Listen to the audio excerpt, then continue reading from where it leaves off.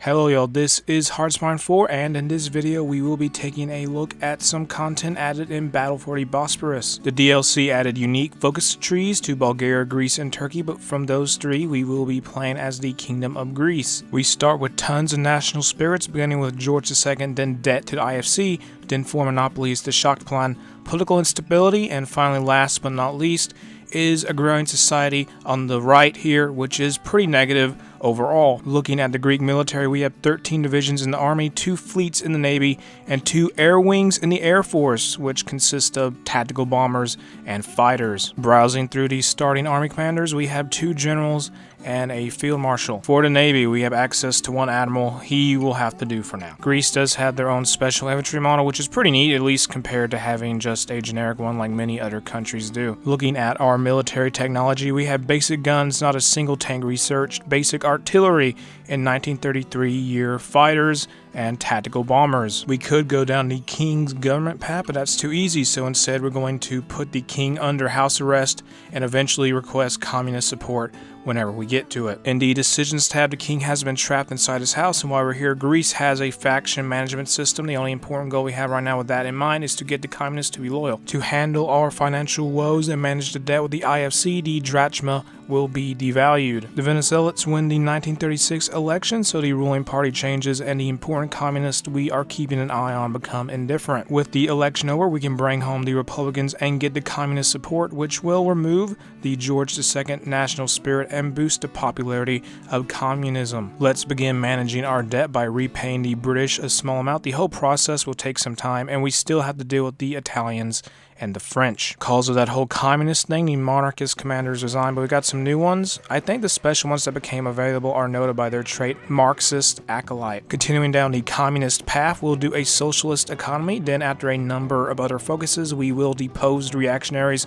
which upon completion, the Communist Party of Greece will take over. One focus, Soviet subsidized railways, unlocks the investment schemes decision, hosts Soviet bureaucrats in the Hellenic Republic, which will be done once we get 100 political power. We got the power, so let's do it now, and the USSR is going to get an event, and let's hope they respond back to us positively. The Spanish Civil War is a thing that happened. The nationalists are winning, it looks like, but the Defense Council of Aragon is sort of unintentionally blocking them from getting to Barcelona, which belongs to the Republicans. The Soviet investors like what we got, so we're going to get 2 off-map military factories, which will improve our military production, so that's very good for us. We got to the point where we can depose the reactionaries for the revolution, as it's said in the description, and after that we'll prepare for the great anti-fascist war, which compared to toe the Stalinist line is the communist path of Greece that doesn't align itself with the Soviet Union. The debt to the British is no more. I'd like to repay more countries, but let's keep hosting these Soviet bureaucrats, because very soon that may not work out anymore, and we need to take advantage of it while we can. The Carlists have their uprising in Spain. That will make things a little bit more complicated for the nationalists, but to be fair, the Republicans and Aragon are almost dead. The Soviets do not invest this time, so we get no factories, but we do get some base stability. Another civil war in Western Europe. This time it's France who is fighting the French Commune. The communist takeover is done. We became Provisional Democratic Greece, and Nikos Sachariadis is the country leader for now, but he is going to be replaced after the prepare for great anti-fascist war focus is done. Turkey and the Soviet Union come to an agreement, which results in the remilitarization of the Turkish Straits. Great anti-fascist war focus is done. We got the same flag, but we're called the People's Republic of Hellas, and Markos Fafiadis, the guerrilla warfare expert, became leader of the state. Fafiadis historically was a leading figure in the Communist Party of Greece, who was in the Greek resistance in World War II and then in the Greek Civil War. He and Sachariadis, the previous leader of Communist Greece in this playthrough, disagreed with one another over military doctrine, so Fafiadis was removed from all offices in the last stages of the Civil War, and he was out of the Communist Party by 1950 while in exile in the Soviet Union. First thing we do with our new regime is ally Tito starting a communist rebellion in Yugoslavia and launching our own faction, the Corfu Cooperative. The Soviets are essentially done investing, and a revered prime minister passes away, so the Democratic Party gets a new leader, but that doesn't matter very much to us. The fires of rebellion have been lit ablaze in Yugoslavia. We will be aiding the communists, so we are prepared to go marching into our northern neighbor. Doing some economic focuses, let's utilize our strengths instead of forcing the farmers into factories. Hungary joined the Axis, and somebody wants to join our faction. Who is it? It's the French Commune. We will accept them because if they manage to win their civil war,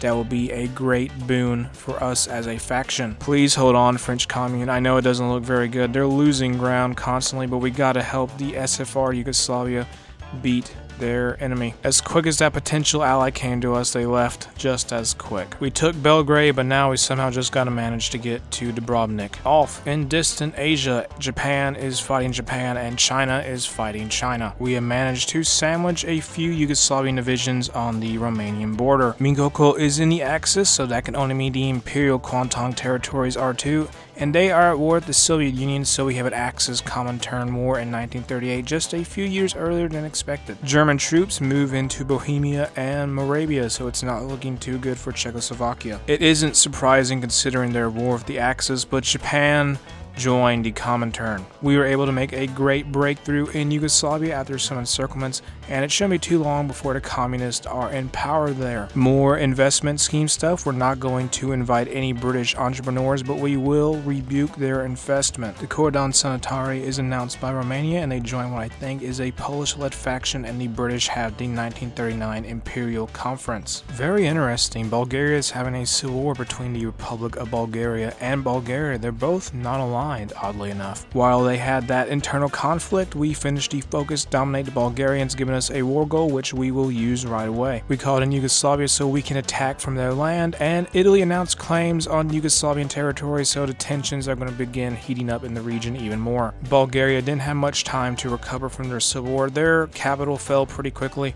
and it won't be too long before they lose the war entirely. Our incursion is over. They are the Communist Socialist Republic of Bulgaria now, and they are part of our faction. There has been a group that has been hostile to us for a while, and that is the monarchist.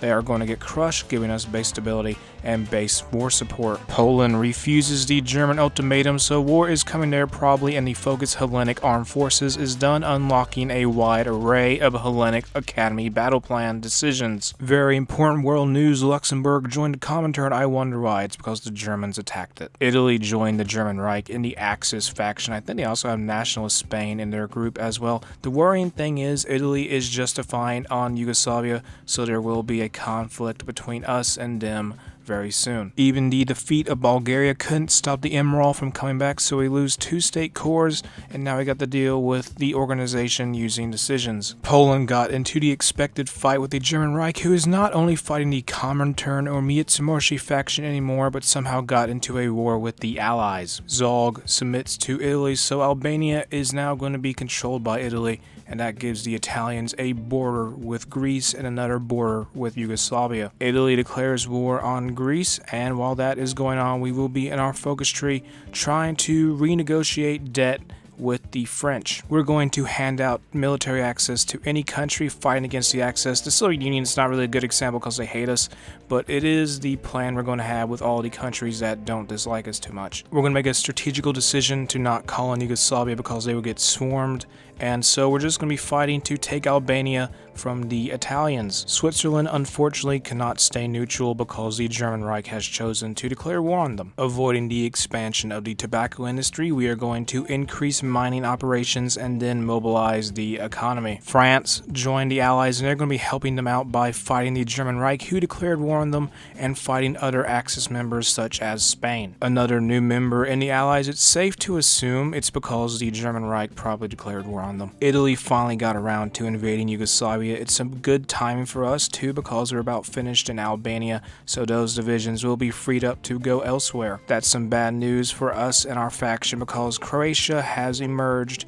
from Yugoslavia. We're just fully at war with the Axis at this point. Because of that, let's do the focus attack the fascist, which will give us more daily communism support and a couple construction speed buffs. The Axis launched an offensive and we're stopping it quite nicely for the most part, except a couple of battles in the north which aren't going as well. As long as we can stop them, it will be good because we can then attack when their divisions are weak. More economic stuff in our focus tree. This one in particular is rejuvenating Athens, giving it building slots, 2 civilian factories and a military factory. The Mitsubishi faction was defeated. The German Reich now has a direct link to the Soviet Union, but they are at war, so that's going to begin being a problem for them very soon. Bulgaria won't be called into the war, so we can keep the front as small as possible, and we're just going to focus on pushing back Hungary and Croatia. We beat one member of the enemy faction, but now we're going to have to deal with the wall that is the Italian border. Ignoring Italy for the most part, we marched into Hungary and took Budapest, and now we're trying to take a backup capital. The Corfu Cooperative is going to get a new member in the faction in the former maximalist Portugal. The push in Hungary sort of fizzled out, so all the troops we had there were thrown into Italy instead. This is a risk because we don't win quickly enough.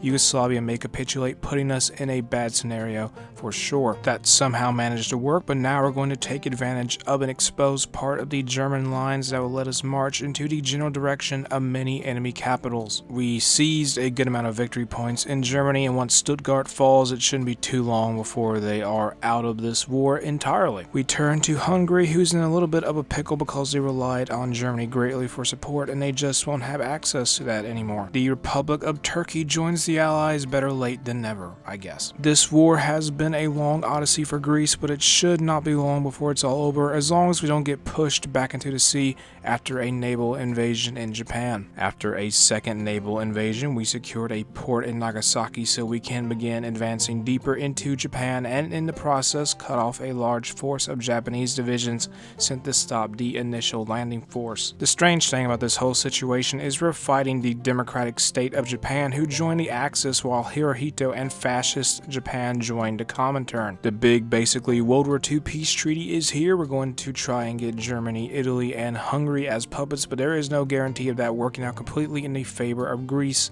considering the war score. For our share of the victory, we annexed Albania. For our subjects, let's check that out real quick. Ignore whatever Bulgaria is doing. We made Austria, Poland, Italy, Hungary, Slovakia, Croatia, Slovenia, and Kurdistan into puppets. The video is going to stop here. If you enjoyed it, make sure to like and subscribe, leave a comment. Have an awesome day. I'll see y'all later. Bye.